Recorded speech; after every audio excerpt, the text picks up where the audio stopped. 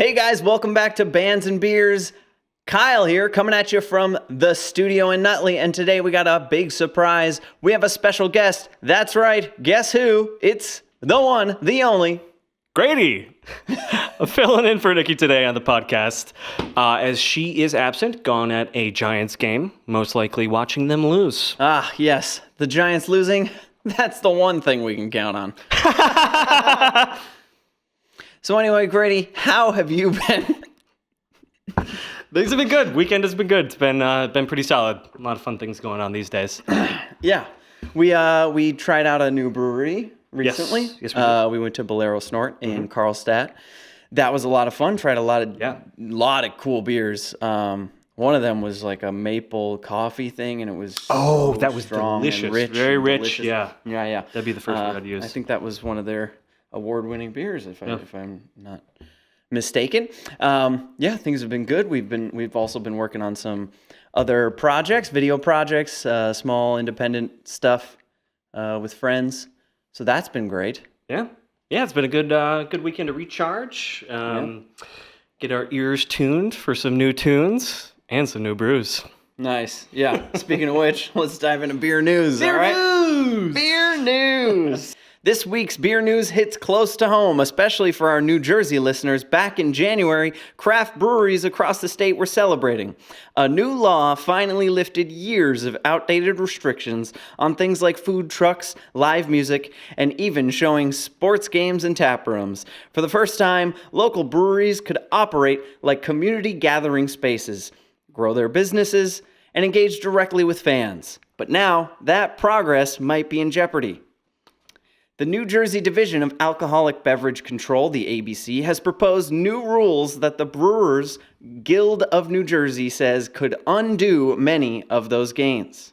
The changes would raise permit fees, add new reporting requirements, and restrict how breweries can collaborate with local food vendors or host events, essentially putting more financial and administrative strain on small independent breweries. The tricky part is that these rules wouldn't apply the same way to out-of-state breweries that distribute into New Jersey. Boo. Those companies can continue selling their beer without extra fees or red tape, giving them a competitive edge in local bars and stores. Scott Wells, co-owner of Bolero Snort Brewery, shout out where we went last weekend, in Carlstadt, summed it up. Why would we bar our own manufacturers from competing against companies who ship their products into the same state on a level playing field? This hurts the breweries and the consumer statewide, leaving me to question, who does this benefit? In other words, while local breweries would be forced to shoulder extra costs and limitations, bigger national brands could keep selling and marketing freely, tilting the playing field. The ABC frames these changes as modernization, but critics argue it's a step backward for New Jersey's craft beer scene. The very community, creativity, and local culture the January law was meant to protect. So if you love your local tap rooms, food trucks, live music, and small batch releases, this is a story worth watching. Boy, Grady, that is something else. I don't like that beer news. I do not If I had to give my opinion, I do not like that beer news. No. They're not all winners. They're not all exciting. Breweries should not be stuck in so much government red tape.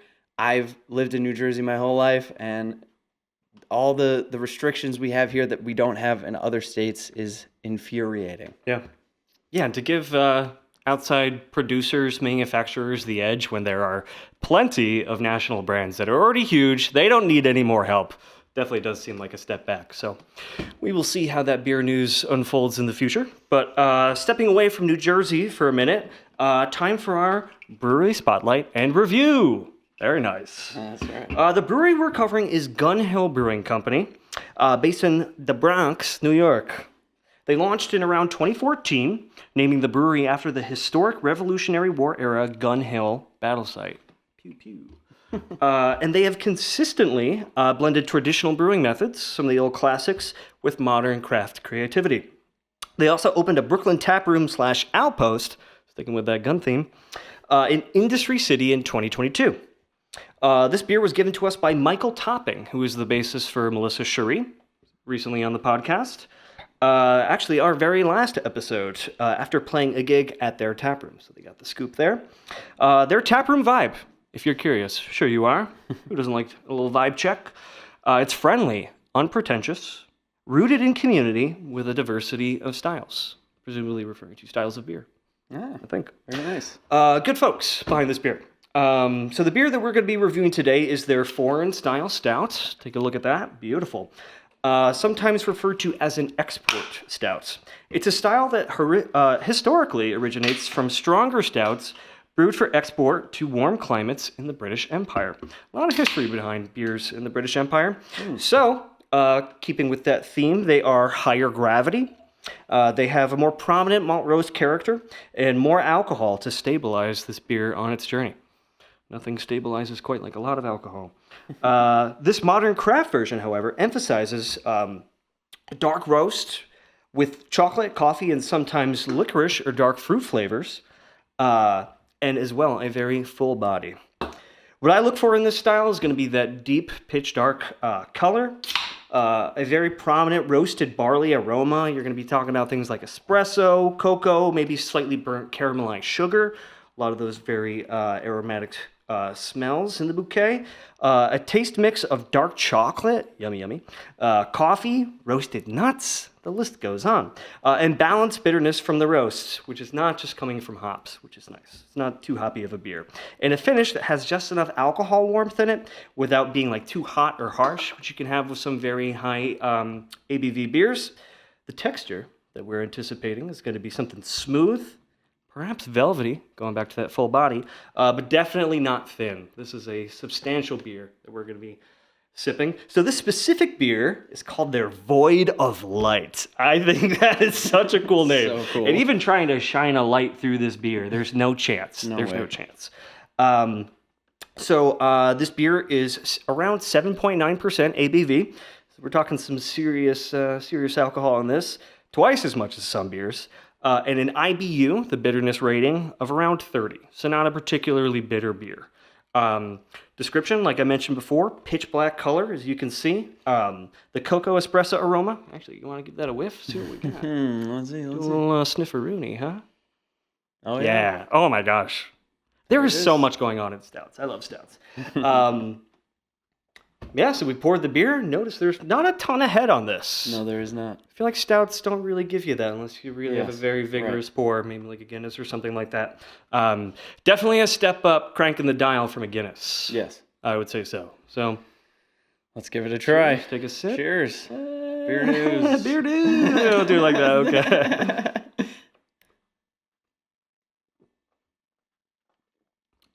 Okay. Yeah, definitely getting a lot of that cocoa flavor. Very coffee-ish. Maybe even toffee-ish. Yeah, if I may almost be so almost a bold. licorice, kind of Yeah, taste in there. Yeah, bold flavor. it is bold, and I agree. It is smooth. It's not too intense, and I wouldn't call it light, but I would call it smooth. Yeah, It goes down smooth. yeah. And I would say for this time of year, I don't know if any of our listeners are kind of seasonal with the beers they tend to enjoy. Now that we're kind of shifting gears into the colder months, stouts and porters, I feel like are kind of like the go-to. There's something I just like have this image in my head is when I'm like in the winter months, I can picture myself, scarf, heavy jacket on, swing open a heavy door into like a pub, and I say, "Get me a stout." And I want it in a big mug on a nice firm oak table. Nice big mug. That's what I'm saying. And I want to cheers it with my That's friend. what I'm saying. Slosh it around. That's how I picture you enjoy a beer like this. It's definitely not something that, I'm not going to judge if you like to do it like this. I would not have this in July. That's where I would have lager, pilsner, something lighter, more agreed. refreshing. This definitely has a full body, complex flavor, delicious. Yeah, it's like a dessert. Yeah, very good way to describe that. Very chocolatey, and coffee. Sometimes you get a coffee at the end of your dinner, and some chocolate dessert. Just put it all together and put it in this stout. This is fantastic. Yeah. So if you were going out to pub, bar, restaurant, got a beer like this, what sort of food would you picture yourself having that with? Oh man, this is a very white meat. So a nice roast chicken, perhaps some turkey. It feels perfect with Thanksgiving around the corner. Yeah. This is something I think I would very much enjoy with a Thanksgiving dinner. Yeah. And I like a lot. I like how you brought up the seasons. I like that a lot. I think this is definitely the season for this kind of beer. Yeah. How about you? So you bring up white meat. I'm thinking like a hamburger. Thinking like a hamburger with some steak cut like French fries. Nice. We got to go to Steve's. Oh, we gotta go to Steve's. Shout out Steve's Sizzling Steve's. Steaks. Yeah. But yeah, definitely a type of beer that complements this season really well, this weather really well. Yeah, very big fan. Void of Light. Let's. I didn't get a chance to take a look at this. I do like the design. Yeah, it's like a ripped piece of paper kind of thing that it looks like. Like you're ripping into the text there. It's really cool.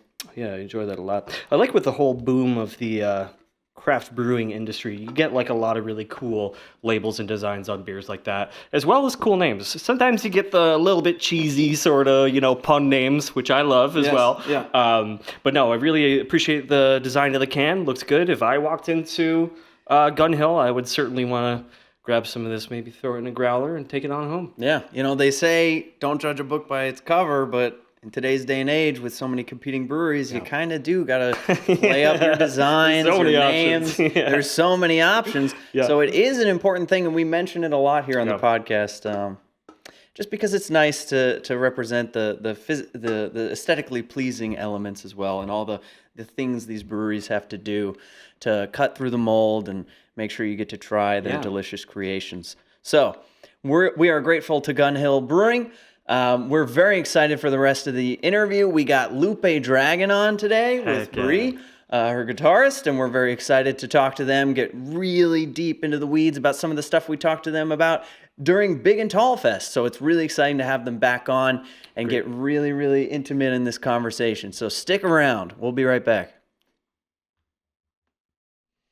Welcome back to Bands and Beers. We are very excited. We are here with Lupe Dragon. And hello. I don't know where I'm band member Bree.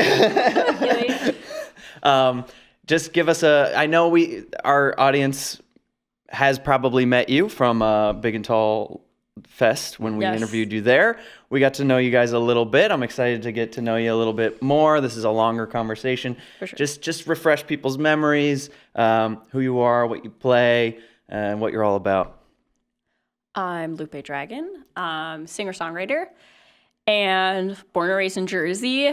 I've been doing this now, professionally for almost 10 years. So, my music is ever evolving, pop rock, singer-songwriter, and I've been I think being able to say that I almost did this for 10 years is kind of crazy to say, because I'm 26 now, and I've made music pretty much, or been doing choir, whatever, all that type of stuff, pretty much all my life. But 18, I really started actually doing it. And so I think it's a blessing, and I'll keep it short. Yeah. Okay. I'm Bree, so I play lead and rhythm guitar for Lupe. I also play lead and rhythm guitar for a Queensryche tribute band, female-fronted, called Queens of the Reich. I've been with them since 2022, and now I can also add solo artist onto that lineup as well. I am dropping my debut single November 21st. Yes, amazing. Very excited. Not singing on the track, but I am playing guitar. I had one of my singers from Queens of the Reich hop on vocals for that, because I was like, I know you can take the song light years further than I can do it if I tried to sing on it. I'm like, I'll just stick to guitar. Yeah. I love that. That's amazing. Well, we're really excited that you guys are here and we get to talk to you again and get to know you a little bit more. One of the interesting moments, I know, I listened back to the interview, wanted to make sure I didn't repeat a lot of the same stuff with you guys, but I know Grady pointed out to me the other day very interesting thing about one of your answers, Lupe, to one of our questions. You said, do you want to ask it? Well, I don't know. I can't remember all the details off the top of my head, but you were telling the story of your name. Oh, yeah. This is the story where you said you were expected to be born with one arm. And so your mother prayed to St. Guadalupe, and you were born with two. Congratulations. Congratulations. Awesome. And so you were named after St. Guadalupe. I was, yeah. Which was fantastically interesting. It is And again, fantastically congrats. Glad you have 2 arms. Yeah. I have to thank her because my mom, miracles and stuff, a lot of people don't believe in them, but there's no other way to really explain how that happened because my mom got, what was it called, a sonograph? She got a sonograph of me, and it literally showed me with just one arm. Wow. And I think what happened was she was coming to the church in town, and at the time there was a pastor, and it was Father Hogan, who was at my childhood church, that I grew up going to, and my mom was crying in the pews, and like they have the doors open, you could go in anytime you want just to pray, and she was crying, and he said, "What's going on?" She was like, "No, like well, actually, no, I'm getting a story wrong." So what happened was she saw a random guy came up to her and gave her a prayer card that had her on it, and she was praying to her every single day, and then when she found out that I was going to be fine, she got another scan, and he was like, "It's a miracle. She's going to be good, and her name will be Guadalupe," because my mom said if she's going to be good, I'm going to name her after her. And then my mom went back to church, cried happy tears, and the father was there, and she told him like everything's going to be okay with her. And I remember that story because miracles and stuff, I know there's some people who aren't spiritual or pray or anything, but that's something I think just there's certain things in life where you can't really have an explanation, and it's not like a man-made thing. It's just there's a higher power out there, and that's something like that's always kind of stuck with me is like there's things that I can't do. Well, I can't control in a way. Yeah. But there's other things out there that kind of you just leave it in their hands and it kind of works out, Yeah. So yeah. Yeah, that's really cool because I think of that. I mean, when you take a step back, it's like to you, it's in a sense, it's a story. Like you weren't there, you didn't know what was going on at the time, and I was in the womb. Right? Like you're just chilling, But for someone, like your mother, for example, like that is like an insane, life changing. Like I am an adult seeing this unbelievable thing occur, like right in front of my eyes, and like that really can be like impactful to like an adult's life. And I just wonder, like for you, it's clear to me based on your answer that it has had an impact on you, just in a different way, and I find that really, really beautiful because I feel like it's easy for people to just say, "Oh, cool," I made no difference to me. Like, everything just seemed normal to me. But I really respect that. And if you have any more color you want to shed on like that experience and and what level of like spirituality or other things in your life that you felt connected to that, Yeah. I mean, I grew up in the church. I altar served from, I think, age like 12 to 18. Yeah. The thing with like church and stuff like that, it's a very weird thing. Like I take all the good from it. The reason I kind of like feel kind of weird about it is just because, being gay, they don't like accept that obviously in a lot of modern churches still to this day. But, I try to focus on the positive things I got from church. The biggest thing that I got was giving back. So that's why a lot of the shows I did this past year with Bree were fundraisers, because the thing that I learned a lot from the church is giving back to people that need it. Totally. And also the church, like I went through a really rough time when my dad got sick and had Alzheimer's. Oh, wow. And well, started from a brain stroke and stuff like that. But we were just were dirt poor at one point. So when the stuff happened with the food stamps, that really affected me. Just because like at one point me and my mom were on food stamps, not for a long time, but for like a couple months until my mom went back to work, like after my dad passed. And that was a long thing, but at one point, like it was really hard to, get food. Like my mom had to stop working, taking care of my dad like full time. And then the church was there and gave us stuff to borrow and like ShopRite cards, and I'm grateful for the church. Wow. Like I can't say anything about like my church. I'm grateful. Like when I needed something, they were there for the people, to give back. And so I take a lot of giving back from that. I'm grateful because there was a point in time where it was really hard, You know, it was really hard to eat. It was really hard to get up, like mentally, like going through having a family member have to go through that. And, you know, the thing with me and my dad is the relationship wasn't always great, but, you know, he was still my dad. Like, we had to make sure, like, there was stuff for all of us. And so, yeah, I think just when it comes to that, community building is something that I've really learned, especially over the last couple of years, like going through personal stuff, seeing people go through stuff, seeing people lose things and gain things throughout the years. And so I really take that away from what I learned in the church, which is giving back to people and taking care of folks, you know. And just a quick shout out to Big and Tall. This episode will definitely not be out by tonight, but tonight there is a fundraiser that they're doing in conjunction with No, I know which one you're talking about. I know, I saw it. Our Lady of Perpetual Hope or something. Anyway, Sounds right. They are doing that, raising money for SNAP benefits. They have a food drive at the church, and they're just raising money for that today, which is really cool. Yeah. Just wanted to give a shout out to that. But regardless of church and all, Bree, I'd love to hear more about your Yes, backstory and like some of the more impactful things in your life. They don't have to be spiritual. Okay. They can be. I'm just saying. Well, limb-related story. Well, my origin story is I was born 15 days late. Okay. We can start there.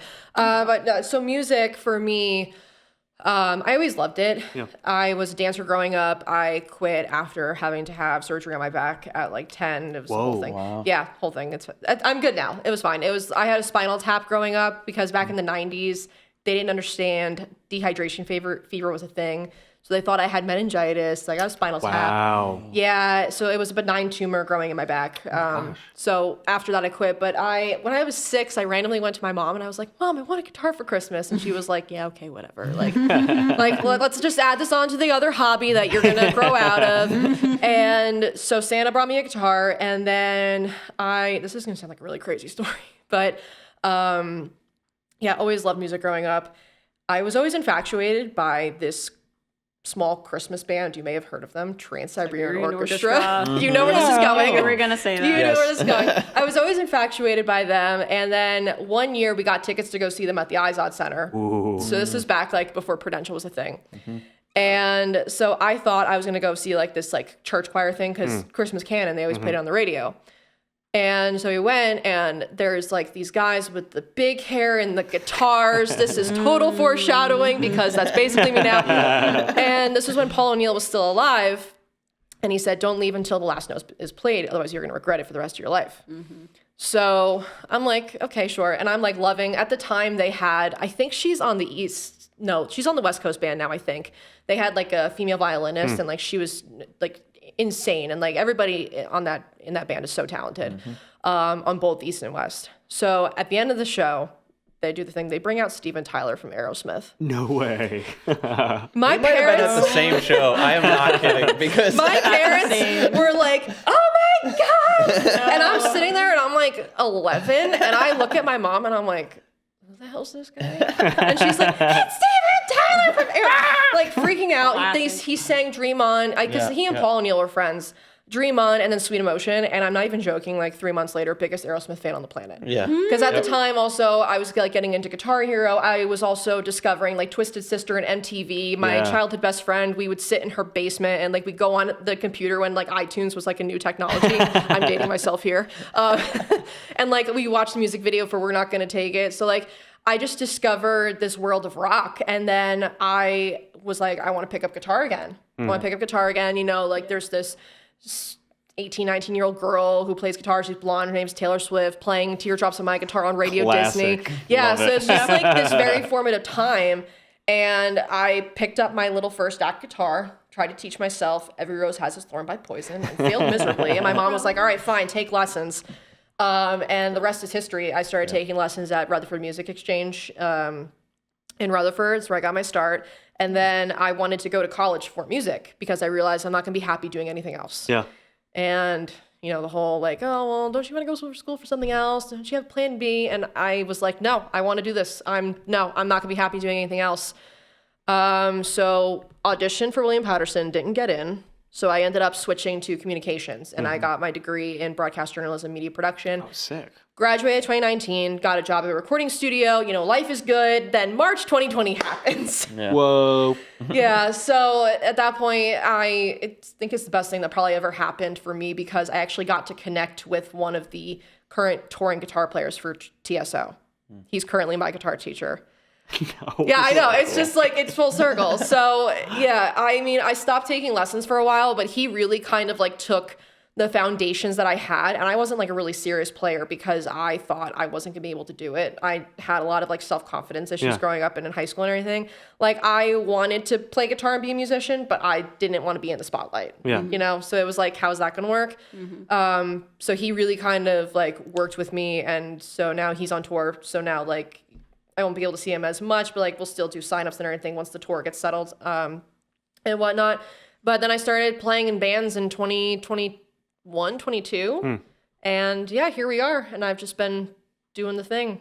Yeah. You know, and now I've got a debut single dropping on Friday, which is really exciting. Yeah. Crazy. cool. Such a cool evolution. Yeah. That's wild. Yeah. And if you haven't checked it out already, because again, this is probably coming out after your song drops, check it out. Yeah. Stream Phoenix. Stream Yes, Phoenix. please. Retest it. So what was it like to connect with him as your teacher after having like that formative experience with the concert and everything back in the day? Crazy because they tell you to never meet your heroes Yeah. type of thing. Oh, and I've met plenty of, because some people say like, oh, they're not what they're cracked up to be. I will say like, honestly, he's tough as a teacher, but he's fantastic. And I've met so many people through him. I'm so grateful because he's given me the opportunity to go on and work at Rock and Roll Fantasy Camp. So I was actually able to meet like Ace Frehley and work with like Lou Graham and all these people. Wow. But it was kind of funny because during COVID, touring stopped. Yeah. So Yeah. I had signed up for the emails for Rock and Roll Fantasy Camp years ago when I saw Joe Perry from Aerosmith was going to be at one of them. And Aerosmith, again, favorite. Yeah. Like Joe Perry / like all those guys are the reason why I like play guitar now. And so one day I'm just like scrolling on my emails and I see they're doing master classes online. And I was like, okay, you know, like I'm sitting at home, what am I going to do? Like if I'm going to do music, I need to take it seriously. Yeah. I read this book called Slight Edge by Jeff Olson, 10 out of 10 recommend. And it really was life-changing. And it was like this idea of improving 1% every day. And I was like, okay, now's the time because I'm not going to get this time back. It needs to happen now. So I saw that they were doing master classes and I don't even see Whitesnake. Yeah. I just see Joel Hoekstra from TSO. And I'm like, sign me up. Sign me up. Never mind Whitesnake. Sign me up, TSO. Yeah. Oh my God. I've been looking up to these guys since I was like yay tall. Yeah. So it was a very weird experience. And I remember my first time being on the masterclass. I was playing, I don't know, I had a Metallica shirt on and I tried to do something because then they were like, oh, we're going to give everyone a chance to play, you know? And I flubbed it, and I was like, "Oh my God!" I'm like, "This is terrible." So I took a couple more master classes with other people, like I was like a sponge, just soaking it all in. And then I found out ShamWow. Yeah, ShamWow. Yeah, just like the ShamWow. And I found out he was doing lessons and teaching online, and I was like, "Well, I might as well take this opportunity because I know there are gaps in my knowledge as a musician." And so the first time I was shaking, I was extremely nervous, but then I think we just connected and it was just like, you know, I started seeing the person past like this big rock star. Cause like for me, I tell people I've played with Lou Graham, I've played with Chuck Leavell, I played with Ace Frehley, and everyone's like, oh my God, how was that? They must be great. And I'm like, to me, they're literally just people. Right. I'm like, we're all just working. We are all just big kids that had this dream. And we went after it. Yeah. And some of us got lucky because we just kept working. And one of the big things that he's told me is he's like, there's no true big break. He's like, I didn't get into Night Ranger until my late 30s. Because something I've always been self-conscious about as a musician is that like they sell you this idea of you have to make it by 25. You have to make it by 21. And that is so completely false. Yeah. Because that's something that's made up. Like we grew up with Hannah Montana.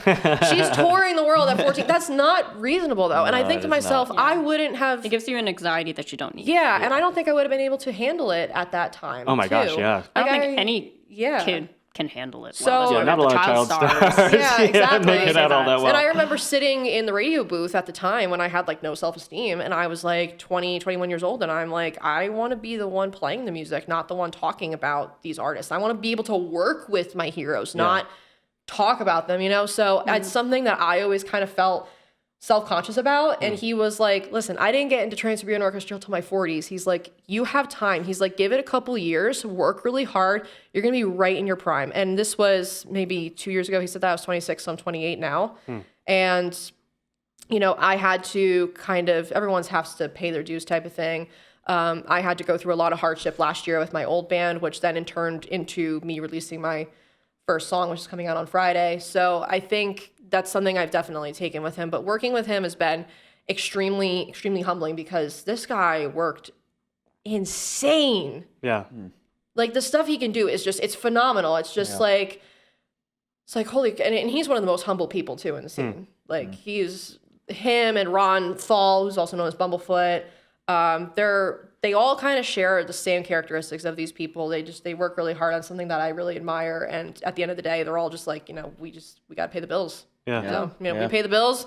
We get to pay the bills doing something really cool though. Yeah. So, yeah. The good feeling. Yeah. Lupe, shed some light on your musical journey and what sparked it and when you knew that you really wanted to pursue it. I mean, I think I always knew. I like grew up singing Backstreet Boys and annoying hell yeah. the heck out of my family doing it. My sister had me on like 90s stuff. I mean, like Britney Spears and Backstreet Boys and NSYNC. And then, you know, I got older. I got into Y2K, like really hardcore. Like that's my favorite type of rock is Y2K. Such a good era. Yeah. Such a good era. And then, you know, I did choir all through, you know, up till high school and then a little bit of college. And, you know, I played the trumpet at some point. Yeah, Funky. don't play the trumpet anymore. I actually sold it on Facebook literally like this past year. I sold my trumpet. I sold my trumpet. I don't play a trumpet anymore. And then, well, I always wanted to play the trumpet because my mom liked Indiana Jones, and I wanted to learn how to play the song on the trumpet. I never got to that point. Never got that good at trumpet.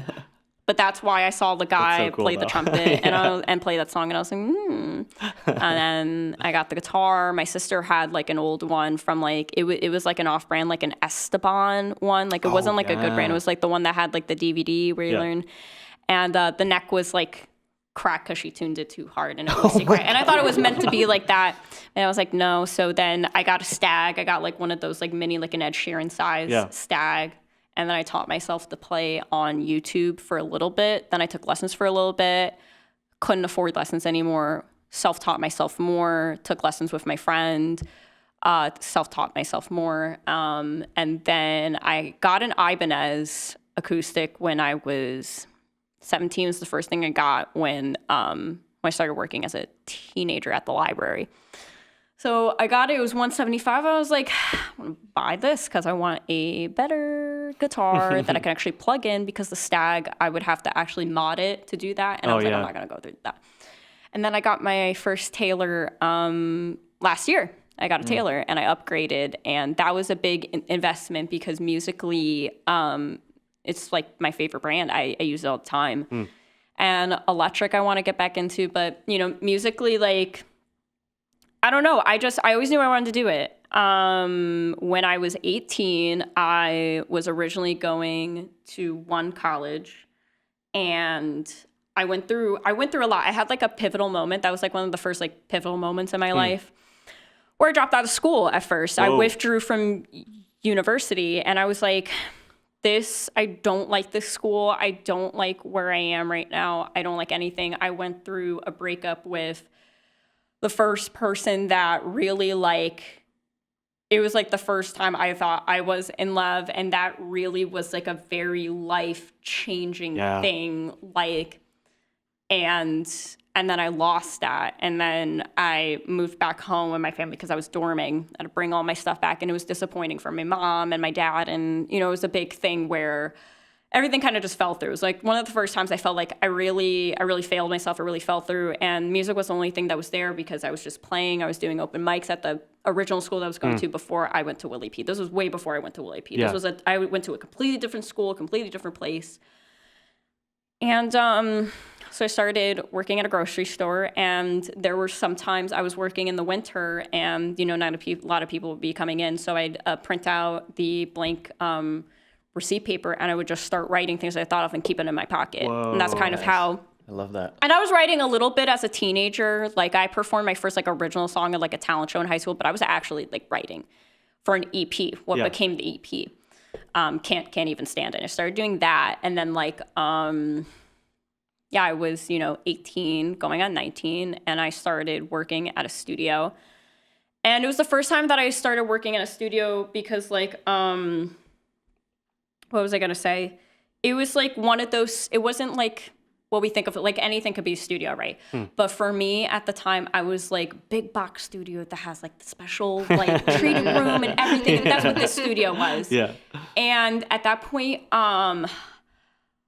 many years later, I've learned a lot. That studio actually closed down. It used to be like a Grammy nominated studio and everything. And they price gouged me a lot. Damn. I don't speak with the people that have run that space besides, one person that freelanced for me just because one thing that I took out of that I take now is very much being assertive about how much time I spend and how much money I spend because obviously putting something together, it's expensive. Like, I don't think anybody who's a non-music person understands how much I spend to invest in my music. For me, it's not a chore. It's not like just a bill for me. It's an investment in my life. It's an investment in something.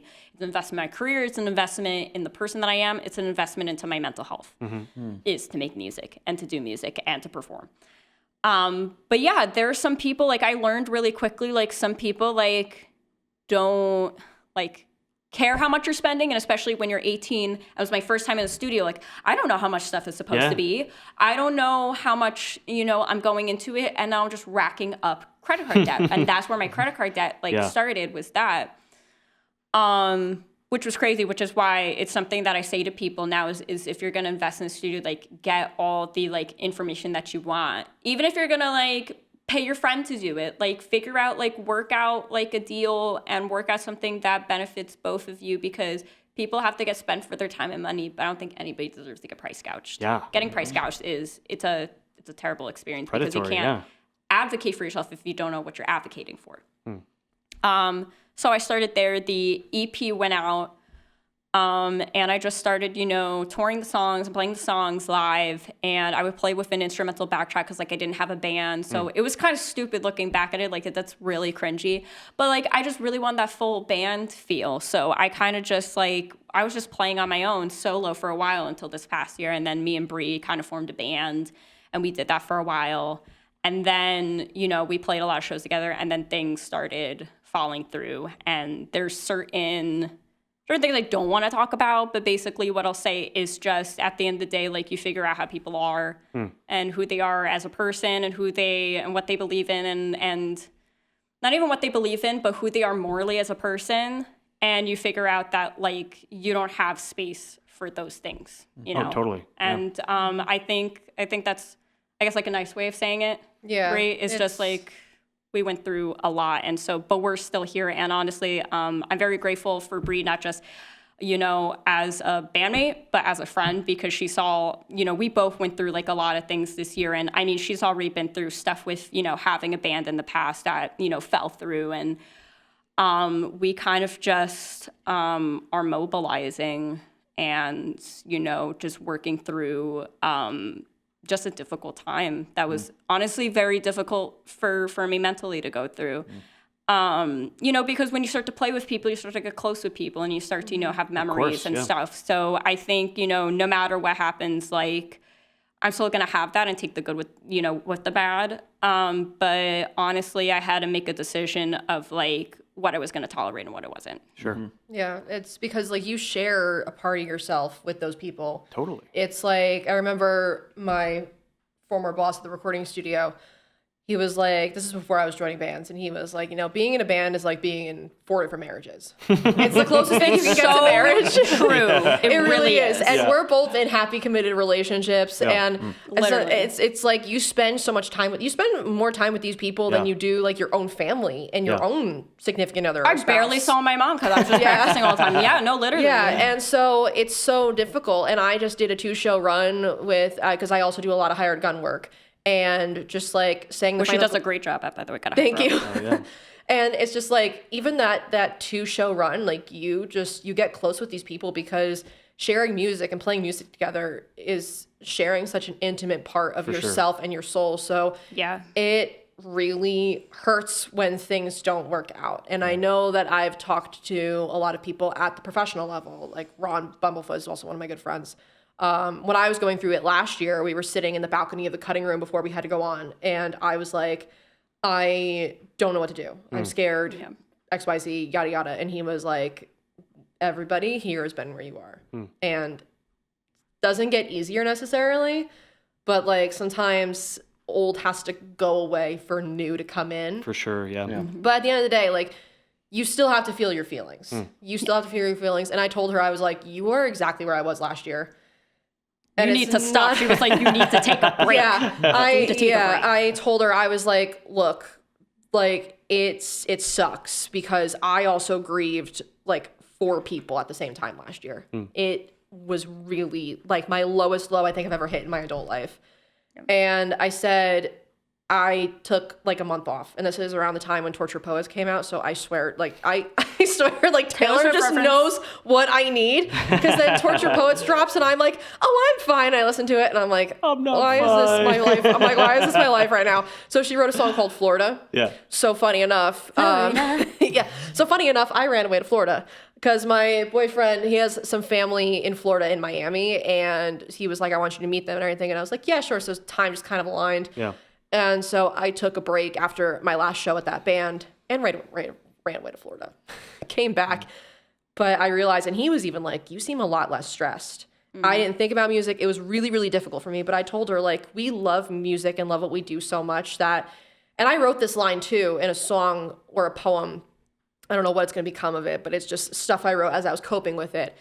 The root of, like, what used to be my therapy became the root of my anxiety. And I said, once it hits that point, like, you need to look at it and just take that break because it's like, I love you as a friend, I love you as a bandmate, and I know exactly where you are. It's like, we both love music so much. You need to take that step back because all the emotions are clouding up your perception of it right now. So you need to just sit with those emotions, let it just process, and then come back stronger. And it's hard.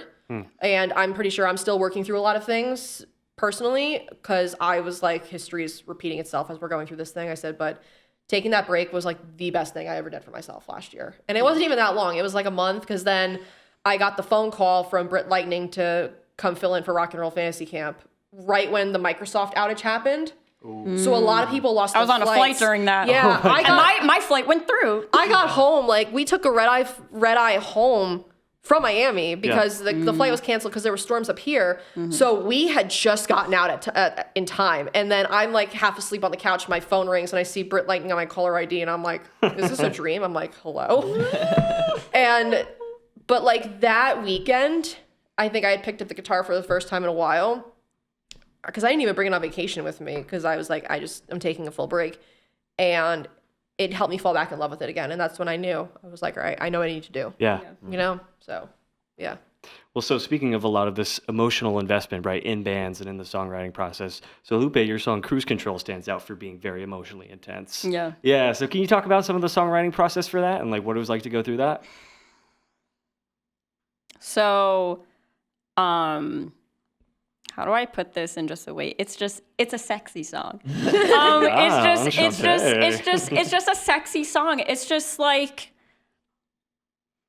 for me, I don't know why, but there's been a lot of themes in my music about cars, and I used to be like definitely afraid to drive things, which is kind of weird. And she always makes fun of me for it. But like, yeah, I think it's just about having fun with someone that like you're super like into and you're just feeling things out. And that's kind of what the song was about, is just super easy breezy with someone. Yeah. And kind of figuring out like, oh, like you kind of like, make me feel a certain type of way. Like we vibe a certain way. Yeah. And like, yeah, it's just a sexy song. It's like a simple way. It's like a really nice song. It's fun to play live too. It's one of my favorite songs to play live. Yeah.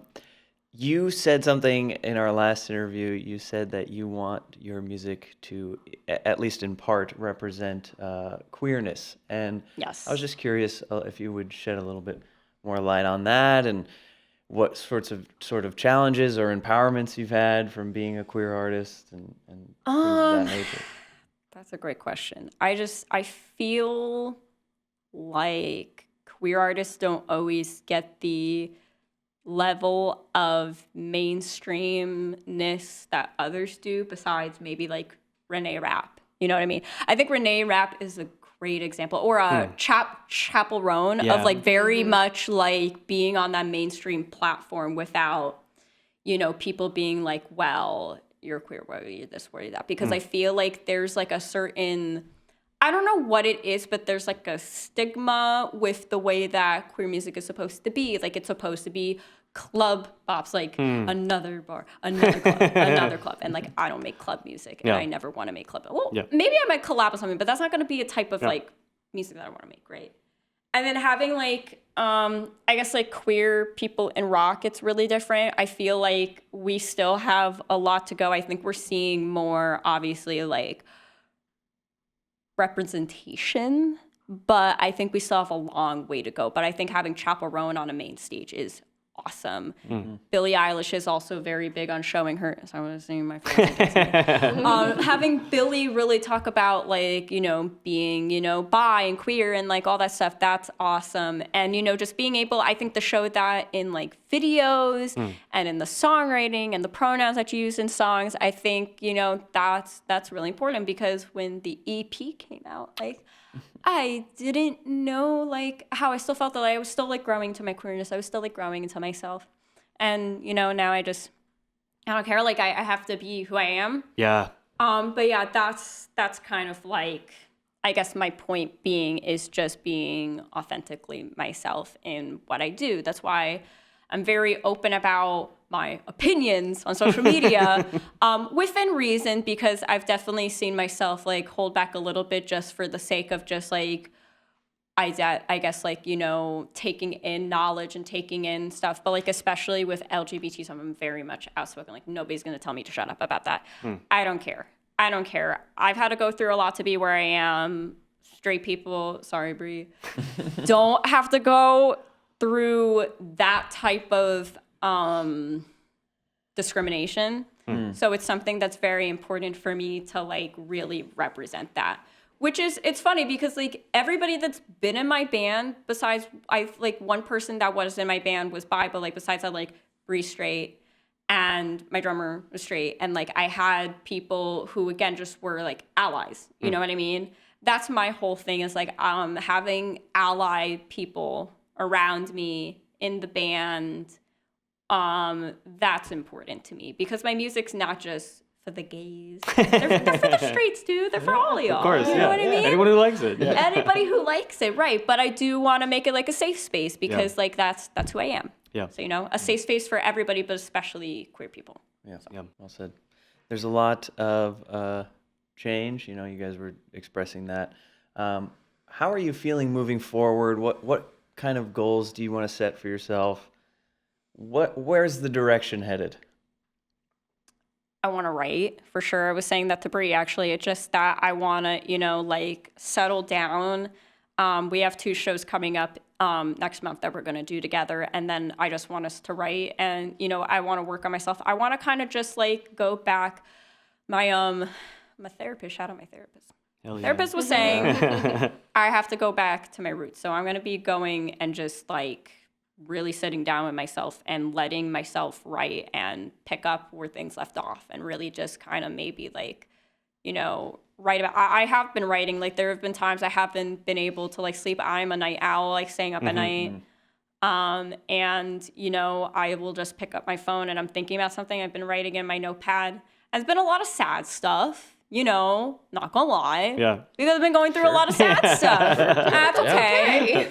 But that's how I get it out. And for the longest time, Bree was saying, write about it, write about it, write about it. And my fiance was like, write about it. And I'm like, I'm not ready to write about it. Don't tell me to write about it because I want to like I wouldn't say it to her, but I'd be like, no, I know, because I know that I need to because it's always made me feel better. Every time I've had a breakup, I've written about it. Every time there's been something good, I write about it, and there's just like, there's some people where they write every day and that's their motto. And for me, it's always been like, when I feel it, I need to write about it. But I also will have phases where I'll write every day just to get the juices flowing. Like I go through whatever works for me. Yeah. I just think for me, like, I can't push myself if I'm mentally not in the space to do it, and I mentally still need to process. And that's been something that I've been learning a lot about myself is sometimes I don't give myself the chance to process. And I used to be like such a person. I was so used to being go, go, go, fight or flight, where I never got to let myself just sit with stuff and be like, sit with it. Sit with it. You don't need to jump into the next thing. You don't need to run a marathon. You don't need to go and rearrange. You can just sit the heck down and relax because I've never had the time to relax. I've never had a time to relax. When have I had the time to relax? When I'm going to school full time in a pandemic with my dad, who's now like, slowly dying. And then he passes.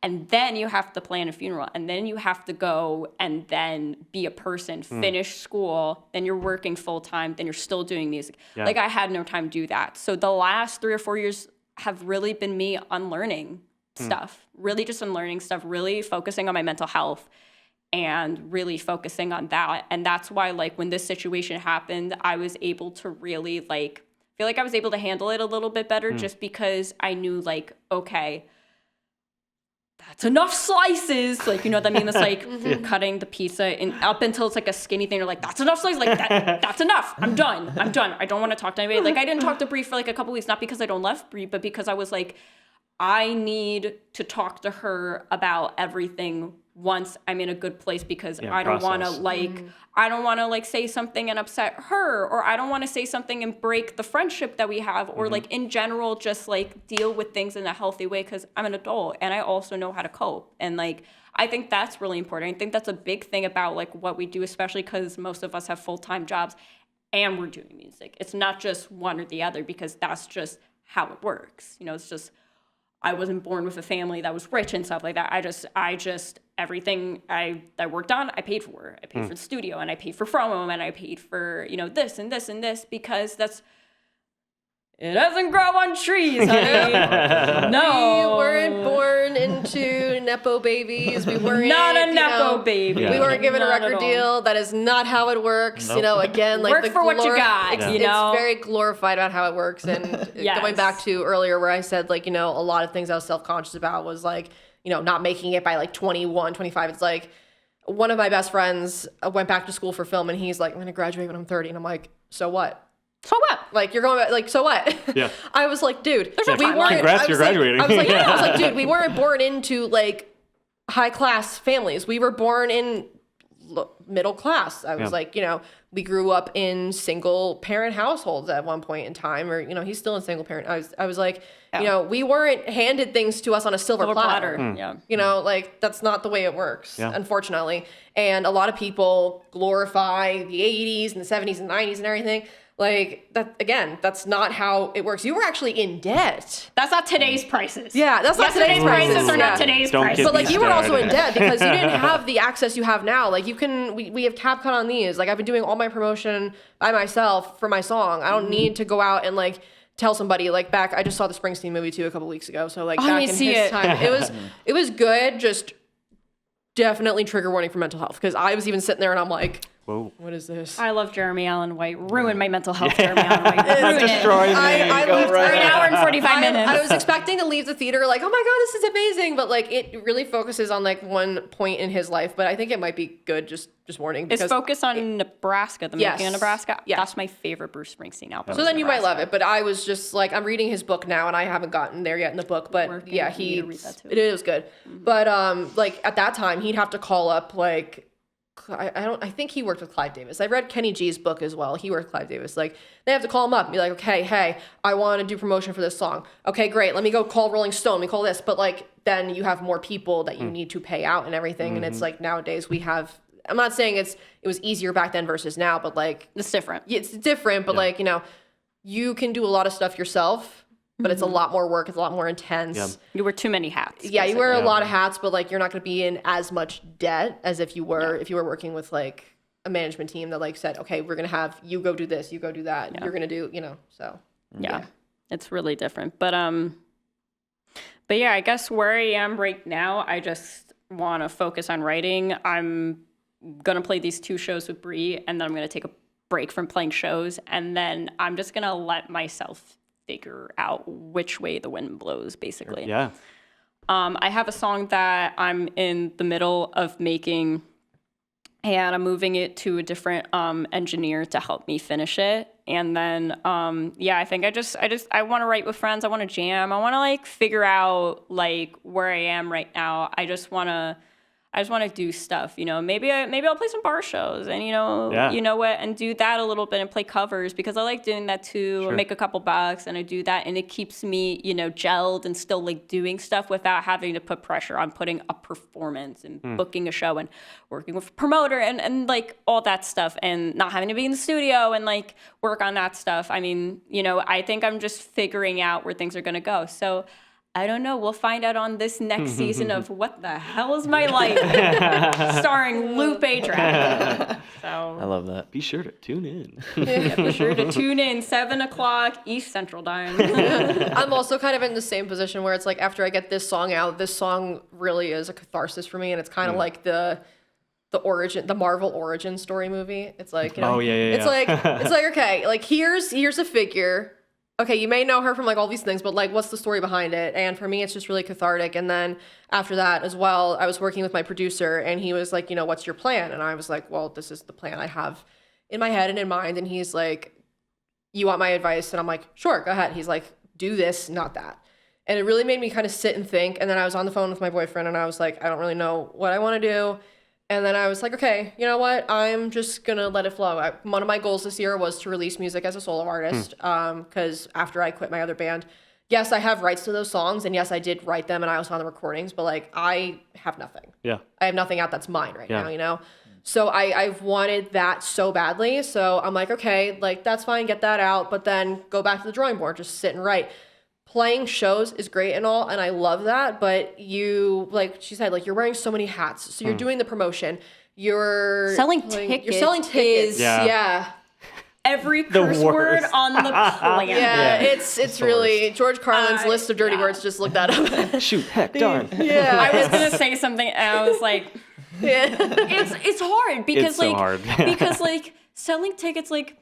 I definitely got better with it over time. And obviously, like when I started doing this, I, had merch and I had a box of merch and I remember giving out shirts because like I wasn't good at selling stuff. Like I wasn't good at selling myself. I'm good at selling myself, because I'm pretty and I'm sexy and talented. Ooh, hey. But like, all jokes aside, like it's really hard to kind of be persistent without coming off as annoying and DMing people because they don't see the algorithm and being like, hey, like, please come out, or like getting in touch with people you haven't seen in a while and be like, I haven't seen in a while, like, let's come catch up. I'm also playing a show in your neck of the woods. Like, let's come up, let's connect with people or people that see me in the past, like, and really just like. It's definitely a lot. And It's so hard. it takes away from being able to do what we love, which is to play music, to write songs.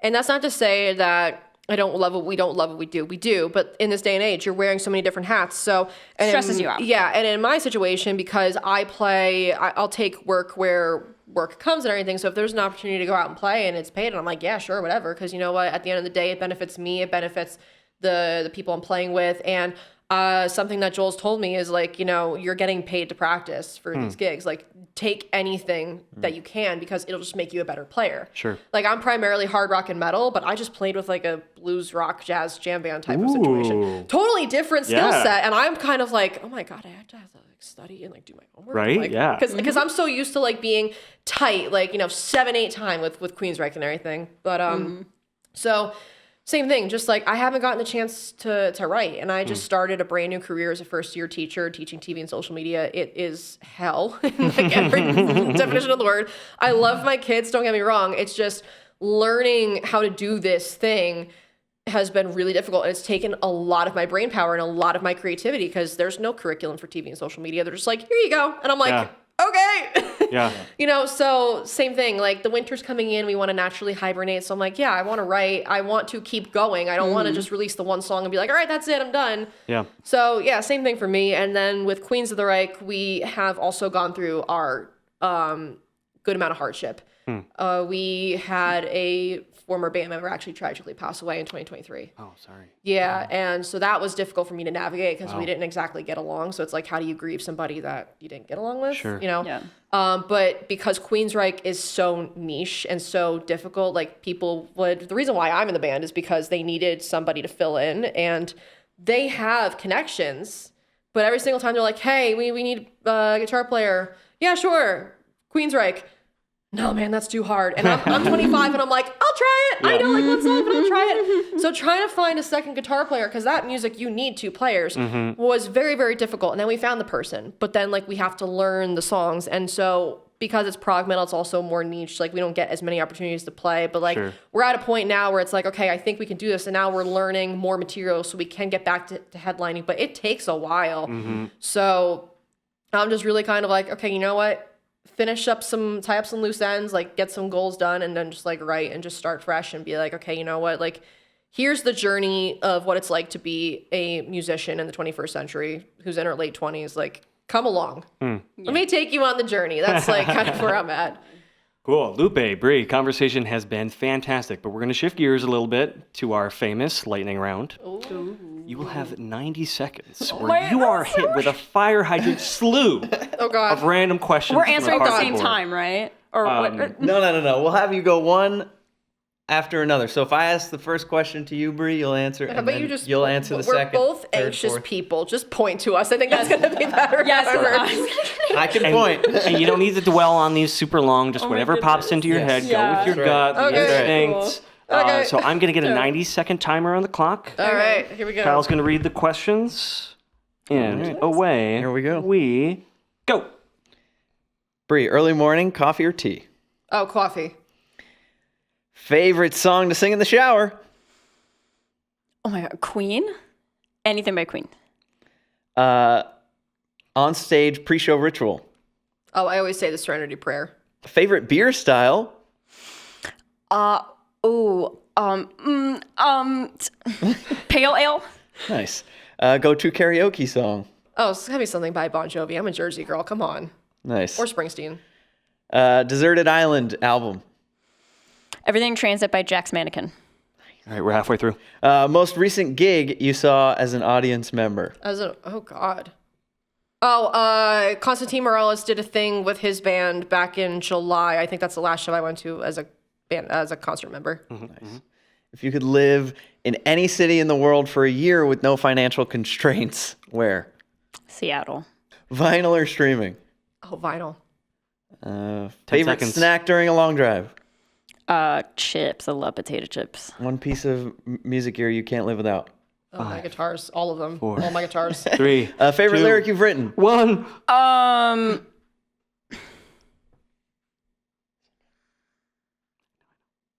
Pick a lyric. Oh my God. Totally fine. Totally fine. She's short-circuiting.